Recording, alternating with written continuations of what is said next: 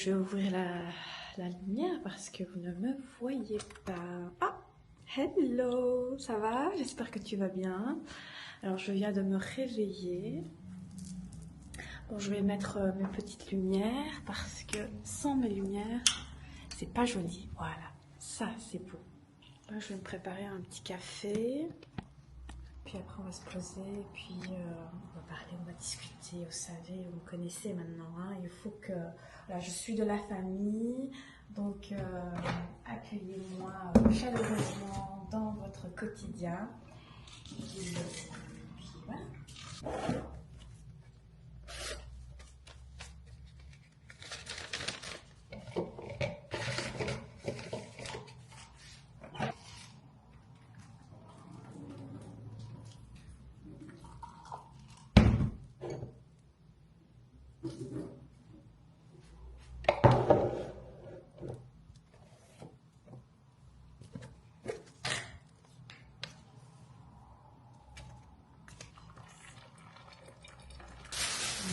C'est moi qui a fait ça.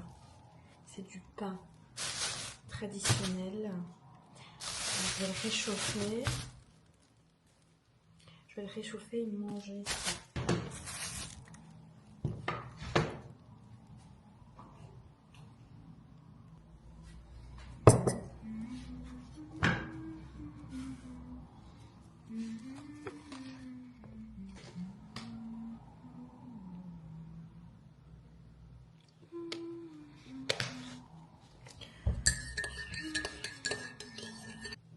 Je pense qu'on est prêt.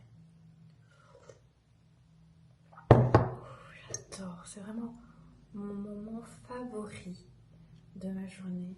C'est de me préparer un café et le savourer dans l'instant. Moi j'adore, enfin, je sais pas vous, mais voilà, c'est un rituel que j'aime bien faire. Bon, moi je vais vous expliquer de mon expérience. C'est pas quelque chose, c'est pas une vidéo instructive où je vais vous raconter ce que c'est l'énergie féminine, ce que c'est l'énergie masculine. Ce sont deux énergies extraordinaires, magnifiques, qu'il faut expérimenter dans sa vie et voir à quel point cette énergie est puissante chez nous. L'homme et la femme ont bien sûr une énergie féminine et d'un autre côté une énergie masculine. Il est indispensable, il est nécessaire d'avoir les deux énergies chez l'être humain, que ce soit homme ou femme. Mais ce qui est le plus important, c'est de retrouver l'équilibre. Voilà, je vous dirai toujours ce mot-là parce que on a difficile à mettre en place l'équilibre dans notre quotidien. La femme a bien sûr besoin de son énergie féminine pour être créative, pour être dans la joie de vivre, dans l'amour. Et elle a besoin aussi de l'énergie masculine pour mettre cette créativité en action, en fait, en quelque chose de plus concret. Chez l'homme, en même temps, l'homme dans son énergie masculine, elle a le côté action, force, responsabilité, maturité et aussi le sens de protection, de sécurité. Donc c'est vrai que la notion d'énergie chez l'homme, c'est beaucoup plus différente que l'énergie de la femme, c'est beaucoup plus puissant. Il y a beaucoup plus de mouvement chez l'homme que chez la femme. La femme, son mouvement, c'est sa créativité, c'est le fait de trouver des solutions et de pouvoir aussi d'un côté soutenir l'homme dans son action. Donc il y a toujours une femme derrière un homme et il y a toujours un homme derrière une femme pour aller soutenir l'autre, pour avancer. Dans un couple, il est important d'être en collaboration parce que l'homme a besoin d'un soutien qui est la femme parce que c'est son seule motivation. La seule motivation pour l'homme, c'est la femme. Et la femme, en même temps, la seule motivation, c'est l'homme. La concrétisation d'une réalisation, se fait beaucoup plus vite. C'est un proverbe africain qui disait seul on va plus vite, ensemble on va plus loin. C'est vraiment vrai, les amis. Parfois, on a difficile à déléguer nos tâches parce qu'on sait bien que il n'y a pas une personne mieux que soi-même. C'est tout à fait normal, de se dire cette question-là, de se dire ça, parce que vous savez que vous êtes parfait dans votre domaine, vous êtes au top, et on a difficile à faire confiance à l'autre, à lui déléguer toutes ses tâches, mais parfois, il faut faire le choix, et si tu veux aller plus loin dans tes démarches, il faut déléguer et trouver la personne adéquate pour laisser une partie de cette tâche à l'autre personne pour aller plus loin. Je sais que le sujet ne va pas toucher tout le monde. Je sais que c'est un sujet aussi qui est sensible. Il y aura des désaccords. Mais ici, j'essaie de vous partager mon expérience à moi et mon observation par rapport à ce que j'ai vécu jusqu'à maintenant. J'avais remarqué dans le pays où je vivais, il y avait beaucoup de femmes qui étaient dans l'action, qui étaient beaucoup dans le sacrifice, qui étaient beaucoup dans le donner et non le recevoir. La plupart du temps, donc voilà, c'était des femmes qui avaient une très forte personnalité, une très grande caractère, mais qui avaient du mal à faire confiance et qui avaient aussi une sécurité un peu faible. C'est vrai qu'on est dans une société où la femme doit aussi travailler, et dans la concurrence, subit la jalousie, et doit supporter aussi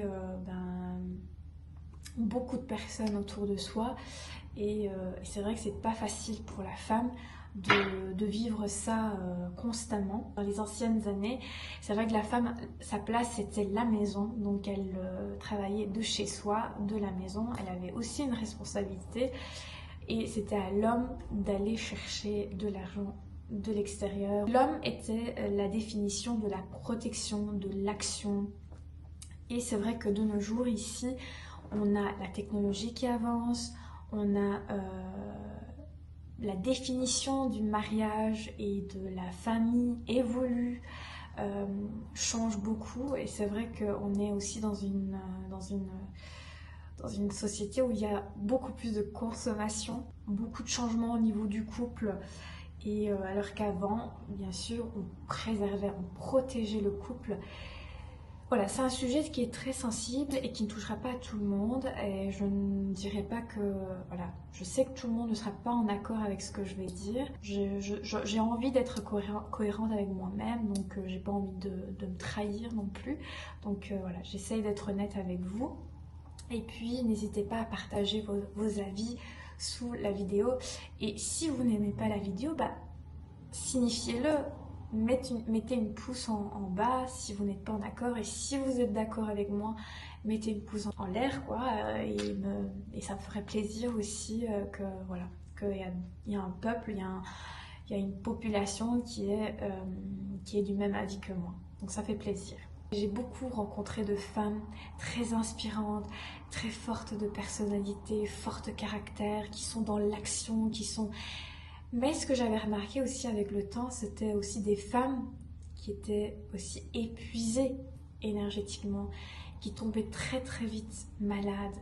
Parce que je voyais qu'il y avait un déséquilibre, je voyais que ces femmes-là avaient besoin d'un soutien à côté de soi. Et je vois que avec le temps, je vois que la femme, c'est vrai qu'elle a cette particularité très, très, très magique d'être dans le donner, vraiment de créer quelque chose. Oui, parce que c'est la définition de la créativité, parce qu'elle donne vie à un bébé, elle donne vie à une société, elle donne vie à quelque chose de magnifique. Et c'est vrai que l'homme en question, c'est aussi un être magnifique parce qu'elle pousse la femme aussi à concrétiser ses rêves et de mettre en place sa créativité dans quelque chose de beaucoup plus concret. Je parle à tout le monde, les amis. Je ne vise en aucun cas un seul couple hétéro. Donc on a beaucoup d'exemples. Moi je vous donne mon exemple à moi. Ok. Mon sujet c'est vraiment être une femme dans son énergie masculine. C'est un déséquilibre parce que quand on va sur la balance, lorsque vous avez donc, une énergie masculine plus forte, eh bien ce qui se passe c'est qu'il y a beaucoup trop de maladies qui ressurgissent malheureusement. Et c'est parfois plus souvent le surmenage, c'est beaucoup plus voilà, la fatigue, c'est beaucoup trop de responsabilités. Même être trop dans l'énergie féminine et ne pas considérer l'énergie masculine, c'est comme aussi être, voilà, ne pas avoir les deux pieds sur terre. C'est être dans le rêve, mais pas dans la concrétisation. Donc il faut être dans l'équilibre. Chez l'homme, par contre, quand on est beaucoup trop dans l'énergie féminine, eh bien, on sort de ses propres responsabilités et voilà, on ne concrétise pas nos projets, on a peur de prendre des choix, on a peur d'avancer, on est bloqué. L'homme en question doit aussi équilibrer donc son énergie féminine et son énergie masculine. Quand il y a un fort d'énergie féminine, il y a, voilà, ce sont des gens qui aiment écrire, qui aiment lire des poèmes, qui aiment complimenter, qui aiment la beauté en question. Mais lorsque l'homme est beaucoup trop dans l'énergie masculine, et ben parfois on est très dur, on est très dur dans ses propos. Il n'y a pas la compréhension de l'autre, il n'y a pas le... oui, on est dans l'action, mais on rentre dedans, quoi. Il n'y a pas de finesse, il n'y a pas d'empathie. Donc, c'est toujours important aussi chez l'homme d'équilibrer aussi son énergie féminine, où il y a beaucoup plus d'empathie, beaucoup plus de créativité, on anticipe un peu les choses, on demande, on reçoit en même temps. Donc, voilà, l'équilibre, c'est pas simplement demander, mais c'est aussi recevoir. Demander et recevoir. Voilà, il doit y avoir un cycle, un mouvement. Même dans un couple, c'est vrai qu'il est, il est important aussi d'impressionner l'autre parce qu'à un moment donné, ça devient un petit peu un couple monotone où il n'y a pas d'action, où il n'y a pas d'émerveillement. Donc, c'est ça l'énergie. L'énergie doit circuler, il doit y avoir du mouvement. Mais mon sujet en particulier, c'est beaucoup plus la femme. Les hommes, je pense qu'il y a beaucoup d'hommes qui vous donneront des conseils, j'espère bienveillants. Mais vous pouvez vous inspirer aussi de ma vidéo parce que je trouve que les hommes qui sont dans la conscience, dans le libre arbitre, doit aussi connaître aussi le monde féminin, comme la femme doit aussi connaître un peu le monde masculin. Et le plus important ici, le sujet, c'est que la femme qui est dans son énergie masculine plus, on en voit de plus en plus.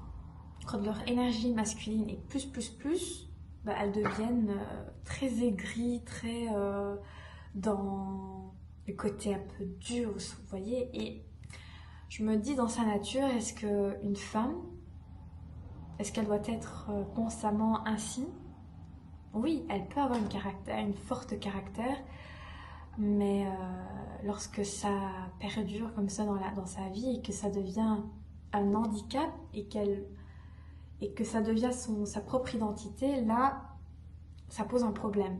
Moi, j'ai connu des personnes qui sont très dures, enfin des femmes très dures, très hard, quoi, et qui sont et qui se plaignent de tout et qui ne vivent pas le moment présent, qui ne sont pas dans la joie de vivre, qui ne sont pas dans l'amour. C'est repoussant, les amis. Pour vous dire la vérité, c'est repoussant. Pour pouvoir faire attention à ça, eh bien moi j'ai quelques petits conseils pour vous. Vous pouvez ne pas le prendre, Voilà, c'est à vous, vous choisissez. Moi, c'est un cadeau que vous ne pourrez même pas trouver sur ChatGPT.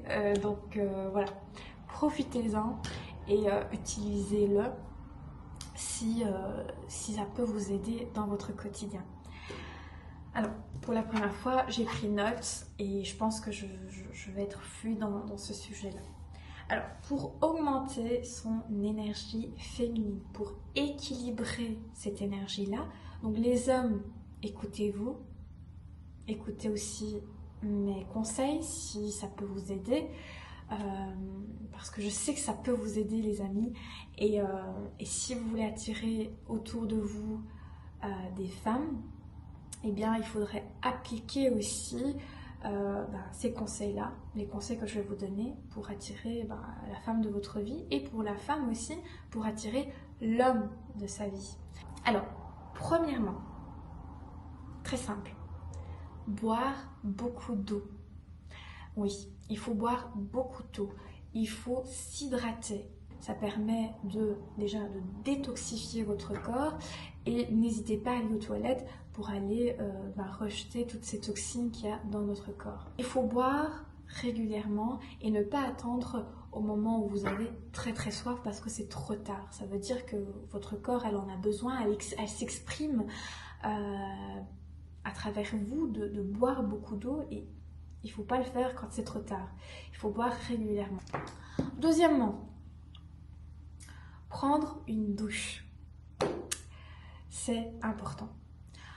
C'est vrai que je ne peux pas vous conseiller de prendre une douche tous les jours parce que déjà, si vous voyez la facture que vous allez recevoir, peut-être que ça va vous coûter cher. Le fait de mettre de l'eau sur le visage, poser de l'eau au niveau de vos bras, de vos pieds aussi.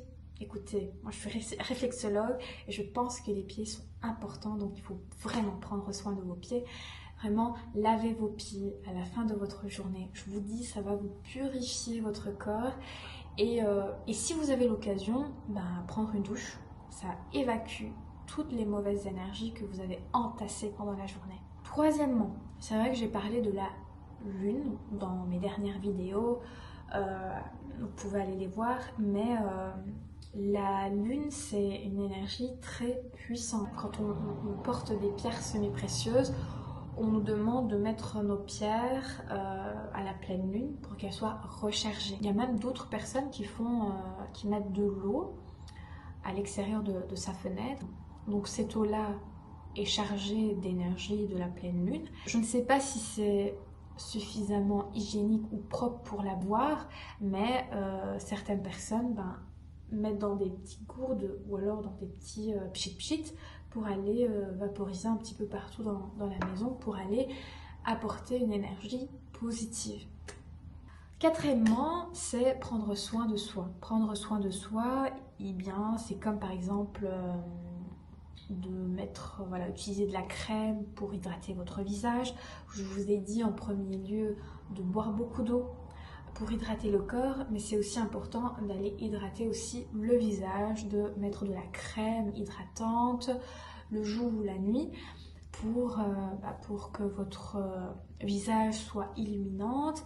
Et il faut savoir que quand on met de la crème, on évite les rides à se révéler et ça rajeunit donc le visage avec des crèmes si possible naturelles et qui apportent beaucoup d'énergie. Cinquièmement, c'est de vous entourer de personnes positives, de personnes qui vous aident à vous avancer. Ça peut être un homme ou une femme. Donc une femme qui incarne l'énergie féminine, eh bien c'est super, rapprochez-vous de cette femme, prenez exemple de cette femme. Et si c'est un homme, eh bien il peut aussi vous rapprocher de votre énergie féminine. Donc faites attention avec qui vous êtes accompagné parce que parfois on est accompagné par des hommes toxiques, des hommes qui sont dans la dépendance et qui malheureusement vous renferment sur vous et qui ne vous invitent pas à vous dévoiler, à vous explorer, à vous découvrir. Sixièmement, apprendre à demander. C'est vrai que la femme, très facile à se sacrifier, à donner et oublie de recevoir. Pour pouvoir apprendre à demander, il faut être capable de dire « moi, je suis importante »,« moi, je suis aimante »,« moi, je suis un amour »,« moi, je suis le réconfort ». La femme, dans son énergie féminine, doit être aussi dans le mouvement. C'est ça aussi l'énergie masculine qui va aider aussi à être dans le mouvement. N'hésitez pas aussi à danser, à bouger votre bassin, à faire circuler cette énergie-là pour ressentir cette énergie féminine. Ça pourrait être de la danse orientale, ça peut être de la danse indienne, ça peut être de la danse espagnole, je sais pas. Ce que vous voulez, choisissez, vous avez beaucoup de choix. Sixièmement, vous êtes, je sais plus si c'était le 6, mais c'est pas grave. Du moment que vous me suivez et que vous l'incarnez sur vous, c'est pas grave pour les chiffres. Mais pour moi, c'est 6, c'est être dans le présent. Vivre le présent. L'énergie masculine, c'est celui qui est dans le mouvement, c'est celui qui est dans la concrétisation. Et la femme, c'est celui qui est, c'est celui qui est beaucoup plus posé et qui est aussi dans le présent. Donc elle vit le présent, cette énergie féminine.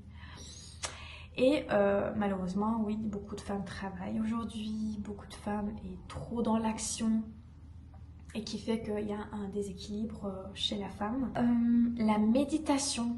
Donc la méditation, c'est vraiment un outil idéal pour être dans l'équilibre, que ce soit l'énergie féminine ou l'énergie masculine. C'est dans la conscience. Lorsque vous marchez, c'est pas simplement marcher, mais c'est marcher parce que, voilà, je marche parce que ça me fait du bien, c'est parce que je suis heureuse que je marche et qui est bien pour ma santé. Voilà, 7e, que j'ai répété plusieurs fois, c'est la créativité. C'est celui qui élève aussi ses enfants. La plupart du temps, ce sont des femmes qui élèvent ses enfants et qui prend forme aussi dans la société. C'est quelqu'un qui aussi met en avant sa propre identité. Donc ça, c'est important, avoir sa propre identité. Elle va oser dire qui elle est. C'est quelqu'un qui incarne l'amour, oui, tout à fait. L'énergie féminine, c'est quelqu'un qui incarne l'amour. On est magnifique, on est dans l'amour, on est dans l'empathie, on est dans la sensibilité. Donc voilà, ça c'est vraiment typique énergie féminine. Donc c'est celui qui va aller rassembler les gens, qui va les nourrir, qui va les protéger à sa façon, à les accueillant dans son lieu magique, plein de créativité, en leur préparant des bons plats ou alors les nourrir en créativité en leur donnant des bonnes idées. Le dernier conseil pour augmenter son énergie féminine, et c'est la plus importante, c'est le toucher. Déjà se proposer des petits massages. Vous n'avez pas besoin non plus d'aller dans une séance de massage. Si vous pouvez, si vous avez les moyens, c'est super, c'est magnifique. Si vous n'avez pas les moyens, c'est se toucher soi-même. C'est vraiment faire des petits massages crâniens, se toucher les cheveux, regarder le visage. C'est vraiment... vous pouvez toucher votre cou, vous pouvez aller masser au niveau de votre trapèze. Peut-être que c'est quelque chose qui est insignifiant, mais quand vous la mettez en place, ce rituel, eh bien vous allez remarquer en fait que vous prenez plus soin de vous. Donc c'est important de vous toucher. Je peux aussi vous proposer des petits outils à côté de ça. Et comme par exemple en aromathérapie, l'huile essentielle ylang ylang, où vous pouvez aller prendre une toute petite goutte et mettre ici au niveau du cou. Donc c'est très important aussi au niveau de l'olfaction, de pouvoir sentir de bonnes odeurs. Mais faites attention parce que tout le monde n'aime pas cette odeur-là. Moi, ça m'est déjà arrivé et qu'on me dise tu pues la grand-mère. Donc faites attention quand même. Tout le monde ne peut pas supporter cette odeur. Donc voilà, choisissez l'odeur qui vous anime et qui vous stimule. Et au niveau des pierres semi-précieuses, ça je ne le savais pas, je l'ai appris par après, c'est les pierres semi-précieuses, c'est comme par exemple la cornaline, ensuite vous avez l'ambre, j'en ai ici, et j'en ai ici aussi, et vous avez aussi l'œil de tigre qui peut aussi vous aider à augmenter votre énergie féminine. J'aimerais tant vous partager et qui pourrait peut-être créer un déclic chez vous, c'est que l'esthétique physique est remarquable et attire l'attention, mais sachez que l'esthétique spirituelle crée des liens plus profonds et il est indispensable. Prenez soin de vous, mes fleurs d'amour, et à la prochaine. Ciao!